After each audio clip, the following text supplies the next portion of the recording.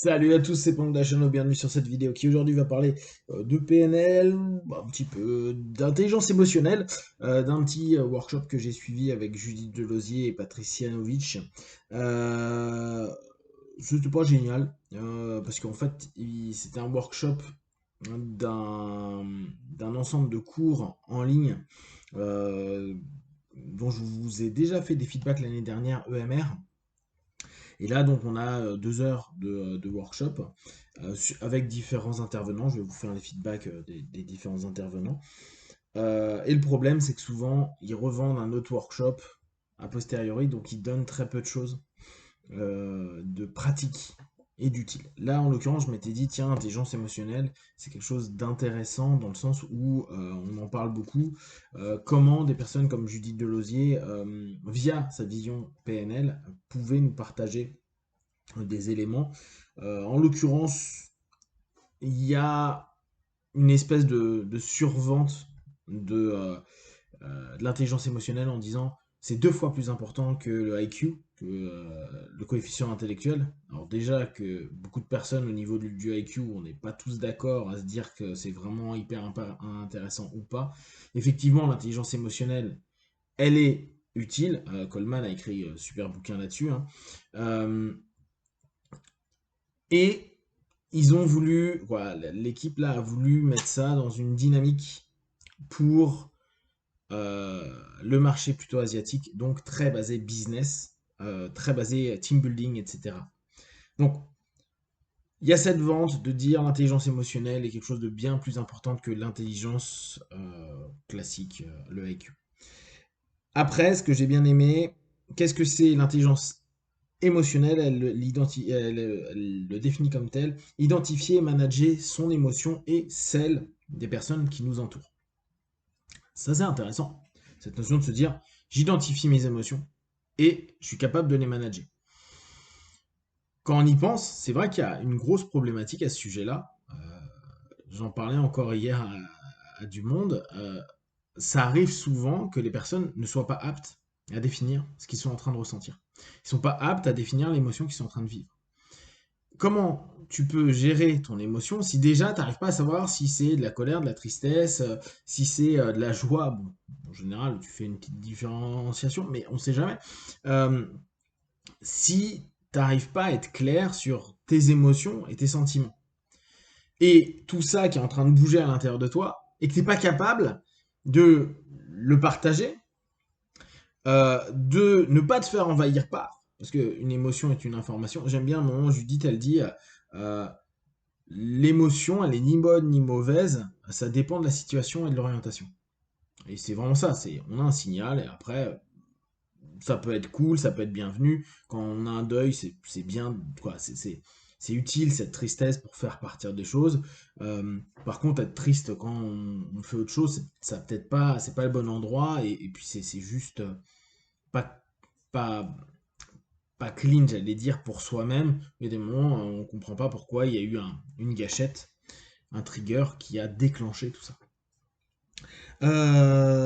Donc, l'idée pour eux, et c'est intéressant pour nous si on se remet dans le rapport à l'humain, c'est de se dire, plus je connais mon émotion, plus je l'identifie, plus j'arrive à la manager, mieux je peux travailler avec les autres, mieux je peux être en rapport avec les autres, et je peux plus facilement persuader. Parce que justement, en se connaissant, tu sais qu'il y a des moments où tu vas monter, par exemple, en pression, ou que tu vas au contraire te mettre en dissociation. Et ben là, c'est juste se dire, je suis en lien avec les autres. Alors là, c'est dans du team building, mais avec vos potes, votre famille, votre couple, etc. C'est important à prendre en compte. Et je vais exploiter cette émotion comme un lien avec les personnes qui sont proches de moi, à la place de complètement l'étouffer ou au contraire le faire exploser. Donc, manager l'émotion et la motivation. L'idée et l'objectif du développement de l'intelligence émotionnelle, c'est sa compréhension personnelle, son contrôle personnel et sa motivation. C'est exploiter tout ça dans ses orientations. Bon, alors après, parler de triggers qui pouvaient, de déclencheurs qui pouvaient, à un moment donné, entraîner dans des émotions, et souvent des émotions qui sont complexes, et ça on l'a souvent dans les rapports avec les autres, quand il va y avoir des jugements donc de soi, de ce qu'on a fait, de ses valeurs, etc. Quand quelqu'un prend un élément qu'on estime qui nous appartient, que ce soit une idée, une pensée, un objet, quelque chose, vous savez, le à moi, on n'aime pas qu'on nous prenne sans nous demander, on n'aime pas qu'on nous vole, entre guillemets.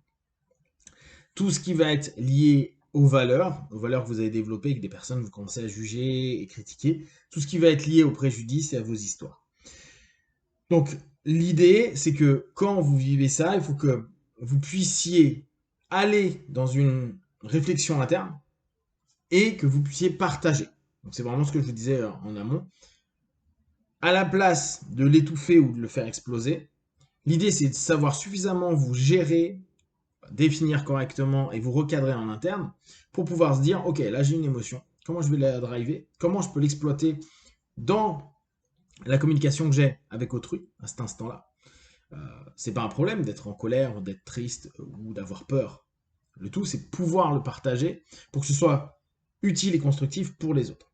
Donc ça, c'est plutôt intéressant.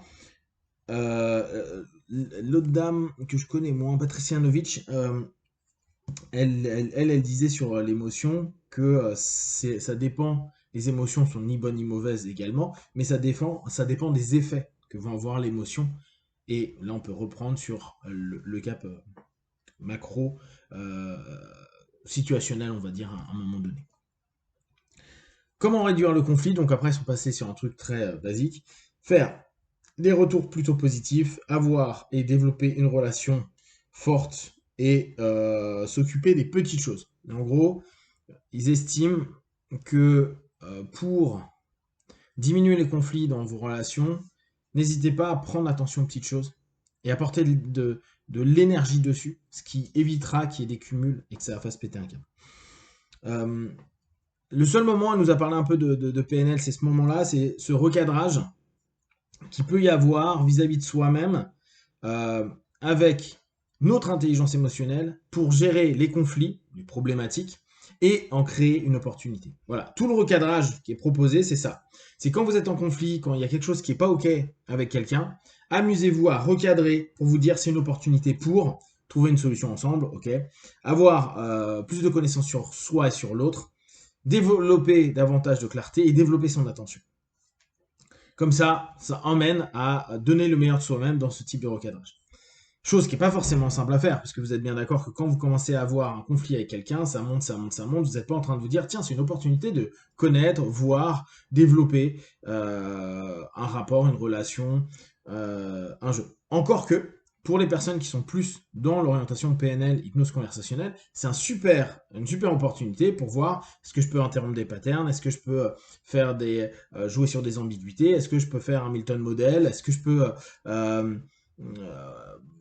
comment je vais pouvoir créer une relation qui va changer, comment je peux apaiser les choses, comment je peux jouer avec les leviers, est-ce que je peux le voir rapidement ou pas. Ça peut être une super opportunité de se dire, bah voilà, tout rapport qui parfois part un peu en conflit, comment je vais pouvoir, au travers des connaissances que j'ai de ma PNL ou de mon hypnose conversationnelle, amener vers quelque chose de plus utile et où il y aura un win-win. Et c'est toujours cette idée-là.